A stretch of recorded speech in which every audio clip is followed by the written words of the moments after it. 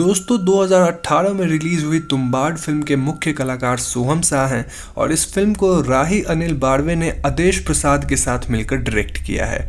Film की IMDb rating है 8.8 stars out of 10 और रॉटन टोमेटोज पे इट्स वुपिंग 88% फ्रेश। फिल्म की शुरुआत में हमें VFX द्वारा हस्तर के बारे में बताया जाता है, पूर्ति की देवी जो कि अंतहीन सोना और अनाज का प्रतीक है और ये पृथ्वी उनकी कोख है। देवी ने अपने कोख से 16 करोड़ देवी देवताओं को जन्म दिया, लेकिन देवी को सबसे ज्यादा प्यार अपनी पहली संतान हस्तर से था। हस्तर देवी का सारा सोना और अनाज पाना चाहता था और उसने अपनी मनमानी से सोना तो उठा लिया, लेकिन जब उसने अपना हाथ अनाज पे डाला तो दूसरे देवताओं ने हस्तर पे वार कर दिया। इस हमले से हस्तर तिनकों में बिखर गया और इससे पहले वो मारा जाता देवी ने उसे बचा लिया। लेकिन दोस्तों, बचाने की शर्त ये थी कि हस्तर को आज से कोई भी नहीं पूजेगा। कई युग बीत गए और हस्तर देवी की कोख में सोता रहा, लेकिन तुम्बाड़ गांव के पूर्वजों ने हस्तर की मंदिर बना डाली। तब से इस गांव में देवी देवताओं का क्रोध बारिश बन के बरस रहा है और हस्तर का शाप हमारे लिए वरदान है। आखिर कैसे, ये वीडियो में आपको आगे पता चलेगा। तो दोस्तों, इस इंटेंस इंट्रो के बाद मूवी शुरू होती है और फिल्म 3 चैप्टर्स में विभाजित है। पहले चैप्टर की समय काल सन 1918 की है और हम व्यूअर्स यहाँ 2 बच्चों को देखते हैं जिनका नाम विनायक और सदाशिव है। इन दोनों बच्चों की एक माँ थी जो कि सरकार नाम के इंसान के घर में काम करती थी। सरकार एक लैंडलॉर्ड टाइप का इंसान था जो कि बहुत ही बूढ़ा था और विनायक की माँ उसके वाड़े में सोने की मुद्रा के लालच में काम कर रही थी। इतना ही नहीं, हम व्यूअर्स देखते हैं कि विनायक के घर में उसकी दादी बंधी हुई थी और उन्हें देखकर ऐसा लग रहा था कि वो कई 100 सालों से जिंदा हैं। तो दोस्तों, कहानी में आगे हमें पता चलता है कि सरकार की आपातकालीन मृत्यु हो गई, जिससे ये परिवार अगले दिन तुम्बाड़ छोड़ के पुणे जाने की सोचते हैं। विनायक का कहना था कि सरकार के मरने के बाद वाड़ा उनका हुआ और वो वाड़े के अंदर का छुपा खजाना ढूंढेंगे। विनायक की माँ कहती है कि सरकार पूरी जिंदगी वो खजाना ढूंढता रहा और उसे कुछ नहीं मिला, विच मीन्स कि खजाना है ही नहीं। इस बात पे विनायक का कहना था कि खजाना सच में है और इस खजाने के बारे में बुढ़िया यानी उसकी दादी को जरूर पता होगा। तो ठीक उसी दिन हम विनायक के भाई सदाशिव को देखते हैं जो एक ऊंची पेड़ की टहनी से गिर जाता है, जिससे उसे बहुत गहरी चोट आती है। सदाशिव की माँ उसे पास के वैद्य के पास ले जाने की सोचती है और वो विनायक को अपनी दादी को खाना देने को बोलती है। वो बोलती है कि अगर उसकी दादी कुछ अजीब बर्ताव करे तो विनायक उन्हें सो जा वरना हस्तर आ जाएगा बोल के सुला सकता है। अब विनायक जब अपनी दादी को खाना देने जाता है तो वो उसे अपनी तरफ खजाने के बारे में बात करके आकर्षित करती है। इस वक्त तक विनायक भूल चुका था कि उसे दादी को सुलाने के लिए क्या कहना है और हम व्यूअर्स देखते हैं कि दादी विनायक के पैर में जंजीर बांधकर उसे अपने कमरे की तरफ खींचने लगती है। दादी बहुत ही भयावह रूप में थी, मानो उन पे किसी तरह का शाप हो या फिर वो एक इंसान ही नहीं हो और वो विनायक को ही खा जाने की बात कर रही होती है। लेकिन विनायक किसी तरह बचता है और ऐन वक्त पे उसे अपनी दादी को सुलाने वाली पंक्ति याद आ जाती है। वो चिल्लाता है, सो जा दादी वरना हस्तर आ जाएगा, और ऐसा बोलते ही विनायक की दादी सो जाती है। दूसरी तरफ हम व्यूअर्स देखते हैं कि विनायक का भाई सदाशिव अपनी जान गंवा बैठा था और इस बात से उसकी माँ बहुत ही ज़्यादा गम में थी। विनायक और उसकी माँ सदाशिव के शरीर को आग देते हैं और वो लोग तुम्बाड़ छोड़ के पुणे जाने लगते हैं। हम यहाँ विनायक को फिर से खजाने के बारे में बात करते देखते हैं और इस बात से उसकी माँ बहुत गुस्सा करती है। वो विनायक से वादा करवाती है कि विनायक कभी भी तुम्बाड़ वापस नहीं आएगा। यहाँ पे चैप्टर 1 खत्म होती है। इस चैप्टर में गौर करने वाली बात ये थी कि तुम्बाड़ में हमेशा बारिश होती रहती थी और विनायक का पूरा खानदान लालची था। विनायक की माँ सोने की मुद्रा के लिए सरकार को सेक्सुअल प्लेजर्स भी दे रही थी, लेकिन जब उनका बेटा सदाशिव मरा तो उन्हें अपने इस लालच का एहसास हुआ, जिससे उन्होंने गांव छोड़ने की ठानी। लालच में विनायक अपनी माँ से भी एक कदम आगे था और उसे एक सोने की मुद्रा नहीं बल्कि पूरा खजाना चाहिए था। तो इसके बाद शुरू होता है चैप्टर 2 और ये कहानी सन 1918 से 15 साल बाद की कहानी है। विनायक राव अब जवान हो चुका था और हम व्यूअर्स उसे तुम्बाड़ वापस लौटते देखते हैं, क्योंकि उसकी माँ अब इस दुनिया में नहीं थी, और जब उसकी माँ ही इस दुनिया में नहीं है तो उनका दिया हुआ वादा भी इस दुनिया में नहीं है। विनायक तुम्बाड़ में अपनी पुराने घर में जाता है, जहाँ उसे ढेर सारे पेड़ पौधे दिखते हैं, और इन सब के बीच विनायक को एक इंसानी दिल दिखता है जो कि अब भी धड़क रहा था। ये दिल विनायक के दादी की थी और वो अब भी जिंदा थी। उनके पेट से एक विशालकाय पेड़ बाहर निकल चुका था और विनायक अपनी दादी से खजाने के बारे में वापस पूछने लगता है। पहले तो विनायक की दादी उसे लालची पुकारते हुए खजाने के बारे में कुछ नहीं बताती है, लेकिन विनायक बार बार उन्हें ये बोलकर मना रहा था कि अगर उसने इस खजाने पे दावा नहीं किया तो कोई और कर लेगा। दादी बताती है कि वो हस्तर के शाप की वजह से अमर हो चुकी है, और अगर विनायक उन्हें जलाकर इस शाप से मुक्ति देगा तो वो विनायक को इस खजाने का राज बताएगी। ठीक ऐसा ही होता है, और अगली सीन में हम विनायक को अपनी दादी को जलाते हुए देखते हैं। इसके बाद विनायक कई दिनों तक वाड़े में खजाना ढूंढता है और उसे शायद इस खजाने का राज भी पता चल चुका था। तो इसके बाद हम विनायक को पुणे वापस लौटते देखते हैं, और कई दिनों तक तुम्बाड़ में रहने की वजह से विनायक की दाढ़ी और बाल काफ़ी बड़े हो गए थे। विनायक के गैर मौजूदगी में उसकी बीवी आटा पीसने का काम करने लगी थी, और हम व्यूअर्स विनायक को वापस प्रॉपर लुक में आते देखते हैं। तैयार होकर विनायक सीधा अपने मुनीम के पास जाता है, जहां वो अपनी पुरानी कर्ज उतारने की बात करता है। विनायक का कर्ज था 36 रुपये, और इस कर्ज को उतारने के लिए वो मुनीम को एक सोने की मुद्रा देता है, जिसका बाजारी मूल्य 100 रुपये था। विनायक मुनीम से बाकी के पैसे लेता है और वो मुनीम को 3 और सोने की मुद्रा बेचने की बात करता है। इस बात को सुनकर मुनीम डर जाता है कि कहीं विनायक किसी का खून करके तो ये सारी दौलत ला नहीं रहा है, लेकिन विनायक का कहना था कि ये उसका पुश्तैनी खजाना है। इसके बाद हम व्यूअर्स विनायक को बार बार तुम्बाड़ जाते देखते हैं, जहां से वो हमेशा सोने की मुद्रा लाया करता था, जिससे वो दिन प्रतिदिन काफ़ी अमीर होता जा रहा था। वो अब खुद के लिए एक मोटरसाइकिल खरीद लिया था और वो अपने मुनीम को ही उधार देने लग गया था। दूसरी तरफ हम देखते हैं कि मुनीम की जान पहचान एक ब्रिटिश ऑफिसर से थी, और उस ऑफिसर का 1 महीना में तबादला होने वाला था। जाने से पहले वो ऑफिसर मुनीम को कुछ ज़मीन बेचने का प्रस्ताव रखता है, और उन ज़मीनों को खरीदने के लिए मुनीम को ढेर सारे पैसे चाहिए थे। पैसा पाने के लिए मुनीम विनायक को इस सोने के धंधे में पार्टनर बनाने की कोशिश करता है, लेकिन विनायक इस पार्टनरशिप में कुछ खास दिलचस्पी नहीं लेता है। हारकर मुनीम ठान लेता है कि वो खुद भी तुम्बाड़ जाएगा, ताकि वो भी उस वाड़े में सोने की मुद्राएं ढूंढ सके। विनायक को पुणे में ही 2 दिन तक रोकने के लिए मुनीम उसे एक विधवा औरत बेच देता है, ताकि विनायक उसके साथ रास लीला रचाते रहे। ठीक ऐसा ही कुछ होता भी है, लेकिन ये औरत विनायक से 100 रुपये लेकर उसे ये बताती है कि मुनीम ने उसे 50 रुपये दिए ताकि वो विनायक को यहाँ रोक सके, और मुनीम खुद तुम्बाड़ जाके सोने की मुद्राएं ला सके। इस बात का पता चलते ही विनायक फौरन तुम्बाड़ वापस जाता है, जहाँ उसे मुनीम दिखता है। विनायक जानबूझकर अनजान बनते हुए मुनीम के सामने उस वाड़े के कुएं में जाता है, और कुछ ही घंटों बाद वो उस कुएं से कुछ सोना लेकर बाहर आता है। यहाँ गौर करने वाली बात ये थी कि विनायक कुएं के अंदर एक टिफिन बॉक्स लेकर गया था, लेकिन वो बाहर खाली हाथ आया था। विनायक के कुएं से दूर जाते ही मुनीम भी उस कुएं के अंदर जाता है, और उसे वहां एक बड़ा सा ट्रंक शेप में दरवाज़ा दिखता है, जिसके ऊपर पूर्ति की देवी की इंग्रेविंग्स थी। मुनीम उस दरवाजे को खोल के और भी अंदर उतरता है, और वहां हम व्यूअर शायद देवी की कोख देख पाते हैं, क्योंकि इस जगह की दीवार एकदम लाल थी और वो अजीब तरीके से काइंड ऑफ हिल भी रही थी। इस जगह को देखकर ऐसा लग रहा था मानो ये किसी के शरीर का अंदरूनी हिस्सा है जो कि सांस ले रहा है। मुनीम को यहाँ बस विनायक की टिफ़िन रखी दिखती है, और इस टिफ़िन के अंदर एक आटे की गुड़िया थी।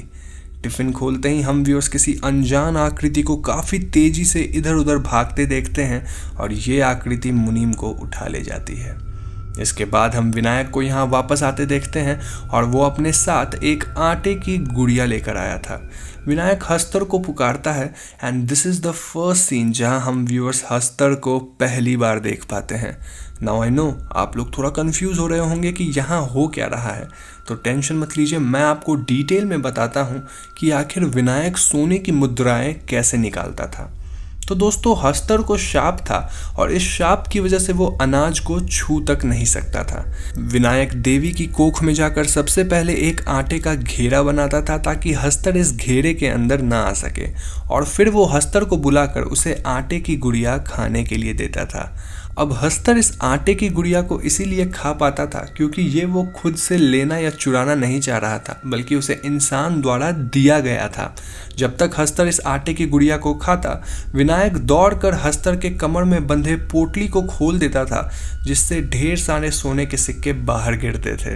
विनायक इन सिक्कों को जल्दी से कलेक्ट करके वहां से रस्सी पे लटकते हुए भागता था, क्योंकि अगर हस्तर उस गुड़िया को खा के खत्म कर लिया तो वो विनायक की तरफ आएगा और उसे छू लेगा। हस्तर के छूने से इंसान अमर हो जाता है, लेकिन वो इंसान अजीब सा बन जाता है जो कि एक शाप से कम नहीं है। यही वजह है कि विनायक की दादी इतने सालों से जिंदा थी और उनके शरीर पे पैर वगैरह निकलने लगे थे, लेकिन वो मरी नहीं थी, क्योंकि विनायक से पहले वो इस कुएं में आके हस्तर का खजाना चुराती थी और ऐसे ही एक बार चोरी करते वक्त हस्तर उन्हें छू लिया था। फिलहाल हस्तर मुनीम को छू लिया था और मुनीम देवी की कोख में ही हमेशा के लिए फंस चुका था। यहाँ से भागने से पहले विनायक मुनीम के शरीर में आग लगा देता है ताकि उसे इस शाप से मुक्ति मिल जाए।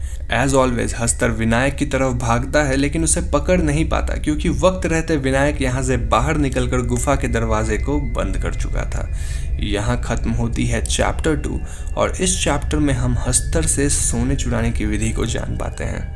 अब दोस्तों चैप्टर 3 की कहानी शुरू होती है 14 साल बाद, जब भारत आज़ाद हो चुका है और विनायक की दौलत और शोहरत दिन प्रतिदिन बढ़ती जा रही है।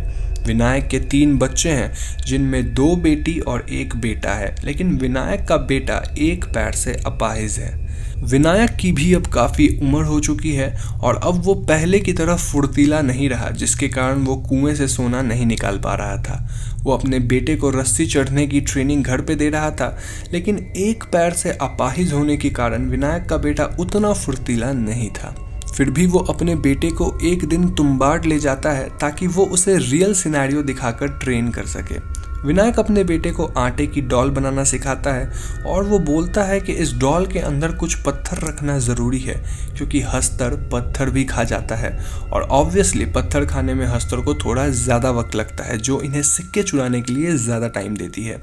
अब चूँकि ये सिर्फ ट्रेनिंग के लिए था, विनायक अपने बेटे को ये डॉल बाहर ही फेंक देने को बोलता है ताकि हस्तर ना आए और विनायक अपने बेटे को अंदर ले जाकर सिर्फ देवी की कोख दिखा सके। लेकिन विनायक का बेटा इस डॉल को अंदर ले आता है और हस्तर यहाँ आ जाता है। विनायक किसी तरह अपने बेटे को हस्तर से बचाता है और वो ये डॉल हस्तर की तरफ फेंकता है। हस्तर डॉल को खाने लगता है और विनायक का बेटा हस्तर की पोटली खोलकर कुछ सोने की मुद्राएं चुराकर यहाँ से भागता है। ये दोनों किसी तरह यहाँ से बच निकलते हैं और विनायक अपने बेटे को आटे की डॉल अंदर लाने के लिए काफ़ी पीटता है। विनायक के हिसाब से ये काफ़ी रिस्की था, विच एक्चुअली इट वॉज, लेकिन विनायक का बेटा इस बात से खुश था कि उसने हस्तर से सोने की मुद्राएं चुरा लिए। यहाँ हम व्यूअर्स देख पाते हैं कि विनायक का बेटा विनायक से भी ज़्यादा लालची था, और वो ऐसा क्यों था, इस टॉपिक पे हम वीडियो में आगे बात करेंगे। तो ये दोनों पुणे वापस आते हैं और विनायक का बेटा अपनी पहली कमाई से काफ़ी खुश था। वो इन पैसों को उड़ाना चाहता था और इतने कम उम्र में उसे लड़कियां भी चाहिए थी। यहाँ हम व्यूअर्स को पता चलता है कि तुम्बाड का वड़ा भारत सरकार को दान में दे दिया गया है और आज से 1 हफ्ते बाद विनायक इस वाड़े के अंदर नहीं जा पाएगा, क्योंकि इसे बाहर से सरकार लॉक कर देगी। ये बात सुनकर विनायक काफ़ी चिंतित था और उसे समझ नहीं आ रहा था कि वो इस सिचुएशन को हैंडल कैसे करे। उस वक्त विनायक का बेटा एक खतरनाक आइडिया देता है।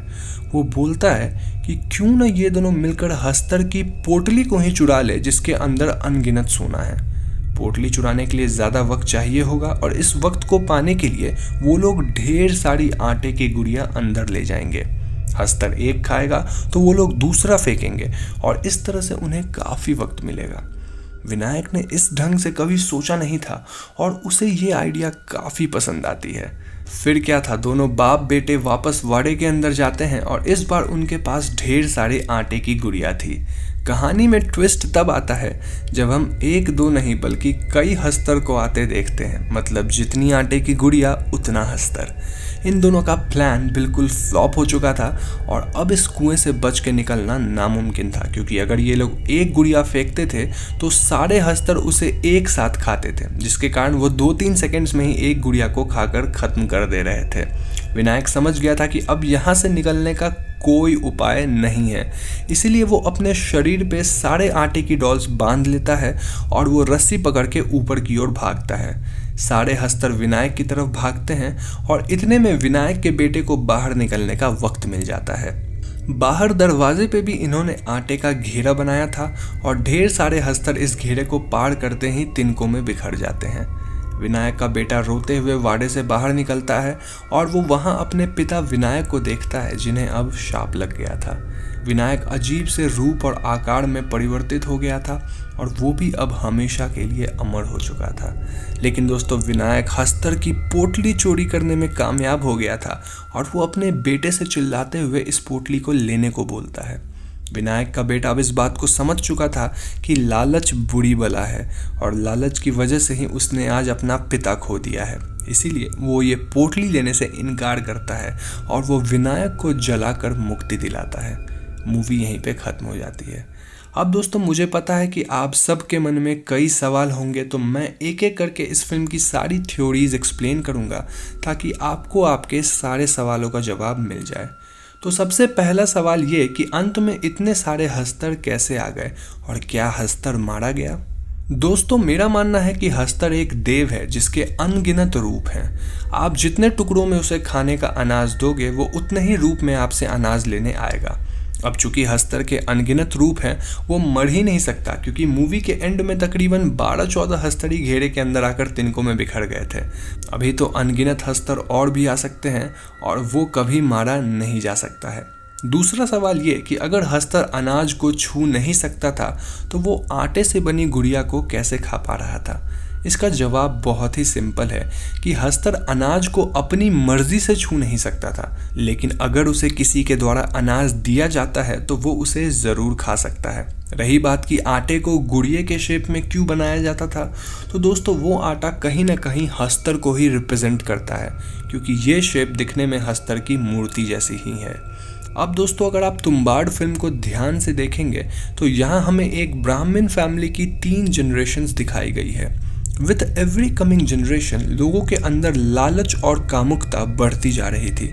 विनायक की माँ एक सोने की मुद्रा के लिए लालची थी और उनकी आंखें तब खुली जब उनका बेटा मारा गया।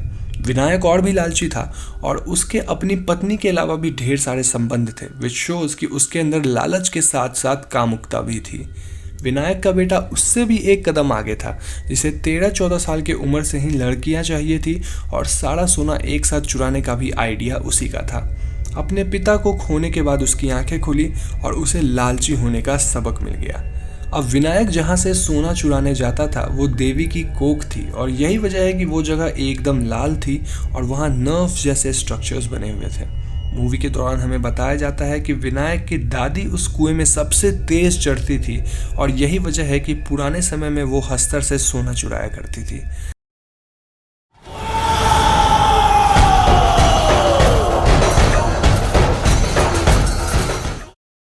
तो फिल्म की कहानी 1847 में शुरू होती है, जहां हमें बताया जाता है कि उस समय दक्षिण कन्नड़ा में एक राजा थे जिनका साम्राज्य बहुत बड़ा सा था। उनके बीवी बच्चे थे, उनकी प्रजा उन्हें सम्मान देती थी, लेकिन इतना सब होने के बावजूद राजा को शांति नहीं थी। वो किसी कारणवश सुखी नहीं थे, वो हमेशा विचलित रहते थे और उन्हें नींद तक नहीं आती थी। इस आत्मिक शांति की खोज में राजा कई मंदिर गए, कई साधु लोग से मिले, लेकिन कोई फायदा नहीं हुआ।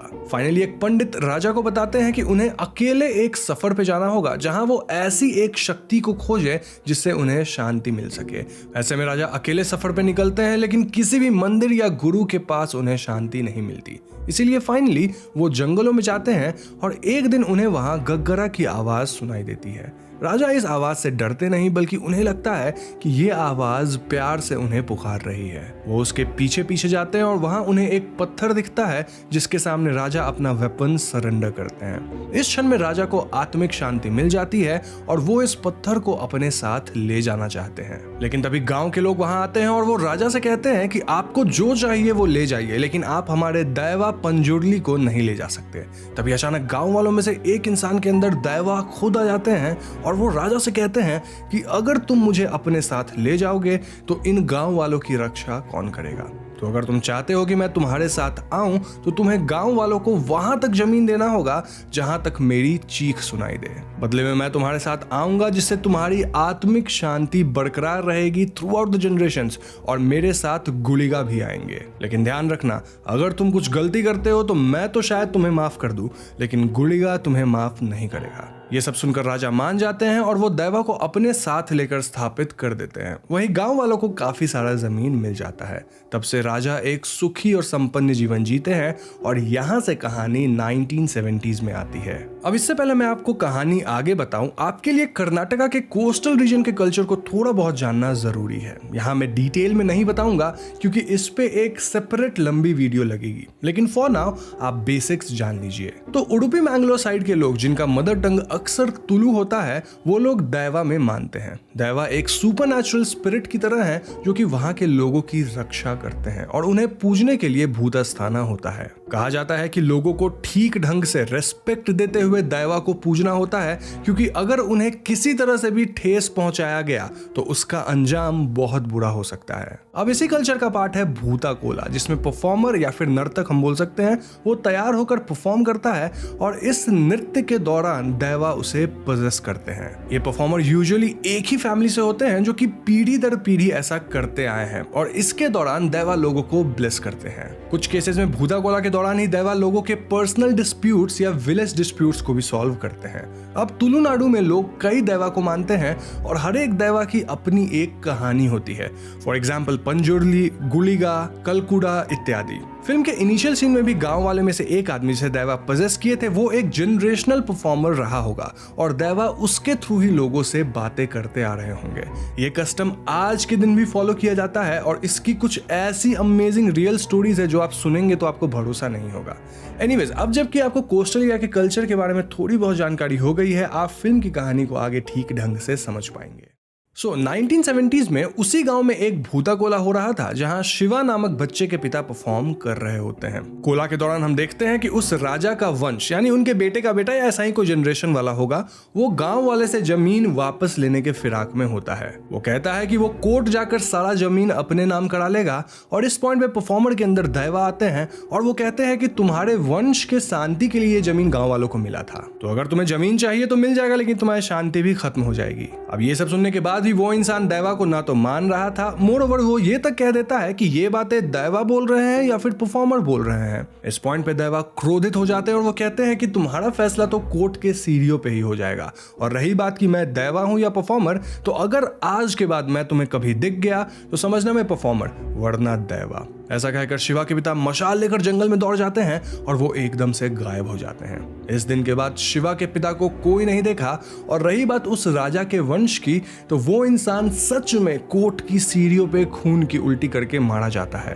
अब यहाँ से कहानी 1990s में आती है जहाँ शिवा अब बड़ा हो चुका है और हम उसे कंबला में पार्टिसिपेट करते देखते हैं। अब जिन्हें कंबला नहीं पता उन्हें मैं शॉर्ट में बता दूं कि ये बफेलो रेस है जिसमें बफेलो ओनर भी उनके साथ राइड करते हैं और शॉर्टेस्ट टाइम में जो भी एक डिफाइंड डिस्टेंस को कवर करेगा वो विनर होगा। तो इस रेस में शिवा काफी तेज भागता है और जीतना भी उसे ही चाहिए था, लेकिन बेईमानी करके वहां के लैंडलॉर्ड के बफेलो को जिता दिया जाता है, जिस वजह से शिवा लैंडलॉर्ड के लोगों से भिड़ जाता है। अंततः लैंडलॉर्ड शिवा को ही मेडल और पुरस्कार देते हैं और वो अपने आदमियों पर ऐसी बेईमानी करने के लिए गुस्सा भी करते हैं। अब इस पॉइंट पे मैं आपको फिल्म के कुछ कैरेक्टर्स के बारे में बता देता हूं ताकि आगे आपको चीजें आसानी से समझ में आ जाए। तो सबसे पहले तो शिवा है जिसके पिता भूता कोला के वक्त 20 साल पहले गायब हुए थे, यानी कि शिवा की जो फैमिली है वही जनरेशन से इस ट्रेडिशन को कैरी करती आ रही है। नाउ ट्रेडिशन के हिसाब से शिवा को ही भूता कोला परफॉर्म करना चाहिए था, मतलब उसको कंटिन्यू रखना चाहिए था, लेकिन वो एकदम पियक्कर और निकम्मा टाइप का हो गया था, इसीलिए उसका भाई गुरुवा परफॉर्म करता था। इन दोनों की माँ भी थी जो कि हमेशा हमेशा शिवा और उसके दोस्तों पे गुस्सा करती रहती थी।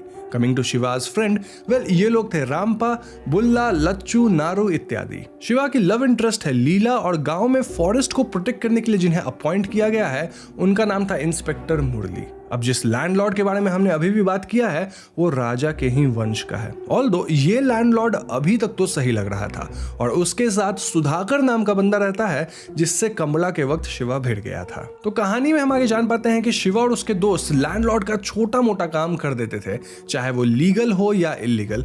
फॉर एग्जाम्पल किसी जंगली सुअर को मार देना, शिकार करना, वुड वगैरह काटना इत्यादि। और ऐसे में लैंडलॉर्ड इन्हें कुछ पैसे दे देता था या फिर दारू वगैरह पिला देता था। लाइफ सही चल रही थी, लेकिन ये नया इंस्पेक्टर मुरली इनके नाक में दम करने लग गया था। वो लोकल्स को पेड़ वगैरह काटने से रोकने लगा था, उनके कल्चरल बिलीफ्स को नहीं मान रहा था और शिवा और गैंग को शिकार करते हुए वो पकड़ना भी चाहता था। ऐसे में शिवा का सामना एक दो बार इंस्पेक्टर से हो जाता है और इनके बीच काफी झगड़ा वगैरह भी होता है और हम समझ पाते हैं कि ये दोनों एक दूसरे के दुश्मन बन चुके हैं। बेसिकली कहा जाए तो इनके बीच थोड़ी तनाव बढ़ जाती है और सब कुछ प्रॉब्लमेटिक तब हो जाता है जब इंस्पेक्टर इस पूरे एरिया को रिजर्व्ड फॉरेस्ट घोषित करने पे तुल जाता है। इस सब के दौरान हम देखते हैं कि शिवा को बार बार अपने पिता के गायब होने वाले दृश्य सपने में आता था और एक बार तो उसे जंगल में एक जंगली सुअर दिखता है जो कि गग्गरा और ऐसे ही आभूषण पहने थे, व्हिच मीन कि वो कोई नॉर्मल सुअर नहीं था। इन सब के अलावा शिवा को कई बार अपने सपने में दैवा भी दिखते थे। खैर कुछ दिन बाद लीला गांव में वापस आती है और हमें पता चलता है कि वो पुलिस ट्रेनिंग वगैरह लेकर आई है। शिवा और लीला के बीच नजदीकियां बढ़ जाती है और शिवा लैंडलॉर्ड से बात करके लीला को पुलिस की नौकरी लगवा देता है। अब नौकरी के पहले दिन ही इंस्पेक्टर गवर्नमेंट आदेश पे फॉरेस्ट एरिया को नापने गांव में आता है और वो इंक्रोचमेंट भी रिपोर्ट करने वाला था, यानी कि जिसके इसके घर इलीगल तरीके से या फिर इलीगल एरिया में बनाए गए थे अकॉर्डिंग टू गवर्नमेंट, उन सब की रिपोर्ट वो सरकार को देता। ऐसे में गांव वाले पुलिस से भिड़ने लगते हैं और तभी शिवा वहां आकर पुलिस से हाथापाई कर लेता है। इस लड़ाई में पुलिस वाले शिवा को बांध देते हैं और वो लोग सुधाकर के लेबर्स की मदद से इंक्रोचमेंट एरिया को खोद कर उसे मार्क कर देते हैं। अब इन घटनाओं से गांव वाले एकदम परेशान हो गए थे। इनफैक्ट वो लोग लीला को भी टॉन्ट करने लगते हैं क्योंकि लीला पुलिस के साथ थी, नोइंग द फैक्ट कि वो उसका तो पहला ही दिन था। एनीवेज इस पूरे प्रॉब्लम को हल करने के लिए लैंडलॉर्ड एक वकील को लेकर आते हैं जो कि गांव वालों के जमीन के पेपर्स या तो वैलिडेट करेंगे या फिर उनके पेपर्स बनवा देंगे अकॉर्डिंग टू वो कहां रह रहे हैं। वकील एक एक करके सबसे पेपर्स पे अंगूठा लगवाता है क्योंकि मोस्टली गांव वाले जो थे वो पढ़े लिखे नहीं थे और मीनवाइल इंस्पेक्टर जोर शोर से अपने काम में लगा था। ऐसे में शिवा उसके दोस्त इंस्पेक्टर से पंगा लेने लगते हैं। वो शिकार करते हैं, वो और भी पेड़ काटने लगते हैं ताकि इन सब से इंस्पेक्टर का तबादला हो जाए। मोरोवर शिवा कई बार सुधाकर और लैंडलॉर्ड के लोगों से भी भिड़ जाता था। ऑल्दो लैंडलॉर्ड का शिवा से कुछ खासी प्रेम था। अपने एक्स्ट्रा मैरिटल अफेयर्स के वक्त वो शिवा को एज ए गार्ड ले जाता था और इन जनरल लैंडलॉर्ड शिवा के प्रति काफी अच्छा बिहेव करता था, लाइक उसे पैसे देना, दारू पिलाना इत्यादि। तो एक रात शिवा और उसके दोस्त किसी बड़े से पेड़ को छुपकर काट रहे थे जब सुधाकर पुलिस को इनकी लोकेशन बता देता है। पुलिस फौरन वहां पहुंचती है और हड़बड़ी में वो बड़ा सा पेड़ पुलिस के गाड़ी पे गिर जाता है जिससे जीप में बैठे सभी लोग घायल हो जाते हैं। इस घटना के बाद शिवा पे अटेम्प्ट टू मर्डर का चार्ज लग गया था और ऐसे में वो अपने दोस्तों के साथ जंगल में छिपकर रहने लगता है। पुलिस शिवा और उसके दोस्तों को हर जगह ढूंढ रही थी और इसीलिए शिवा को छुप छुप कर गाँव में आना पड़ता था। ऐसे ही एक बार शिवा जब लीला से मिलने आता है तो वो पकड़ा जाता है और ऐसे में उसे और उसके साथियों को जेल भेज दिया जाता है। अब उस रात गुरुआ एकदम से उठकर लैंडलॉर्ड को फोन करके सब कुछ ठीक करने को कहता है एंड लैंडलॉर्ड कहता है कि वो सब कुछ ठीक कर देगा, लेकिन आने वाले समय में चीजें बद से बदतर ही हो रही थी। शिवा और उसके दोस्त जेल में ही थे और पुलिस अब भी पूरे एरिया को रिजर्व फॉरेस्ट घोषित करने पे तुली थी। तो एक दिन लैंडलॉर्ड अपने जीप में कहीं जा रहा होता है जब रास्ते में उसे गुरुवा दिखता है। लैंडलॉर्ड गुरुवा को अपने जीप में बिठा लेता है और वो एक जगह पे ले जाकर गुरुवा से कहता है कि कैसे ये पूरा जमीन उसका है और अगर गुरुवा चाहे तो वो उसे 5 एकड़ जमीन दे देगा। बदले में गुरुवा को अपने परफॉर्मेंस के समय बस ये बोल देना है कि गांव वाले सारा जमीन लैंडलॉर्ड को लौटा दे। जी हाँ दोस्तों, यहाँ हमें लैंडलॉर्ड का असली खेल समझ में आता है और गुरुवा ऐसा करने से मना कर देता है। गुरुवा कहता है कि दैवा कभी ऐसा होने नहीं देंगे और ये सुनकर लैंडलॉर्ड गुरुवा को ही मार डालता है। फिर वो सुधाकर की मदद से गुरुवा के लाश को गांव में ठीक वहीं छोड़ देता है जहां भूता कोला हुआ करता था। गांव वाले गुरुवा को मृत पाकर बहुत परेशान होते हैं और अगले दिन लैंडलॉर्ड इनके पास आकर सांत्वना जताने लगता है एज इफ उसे पता ही नहीं कि गुरुवा को कौन मारा है। दूसरी तरफ इंस्पेक्टर को पता चलता है कि लैंडलॉर्ड ने अपने वकील के मदद से इन गांव वालों से पूरा जमीन अपने नाम करवा लिया है और अब लीगली सब कुछ लैंडलॉर्ड का हो चुका है। गांव वाले पढ़े लिखे नहीं थे और इसी बात का फायदा उठाकर लैंडलॉर्ड इनके जमीन को लीगली हड़प चुका था।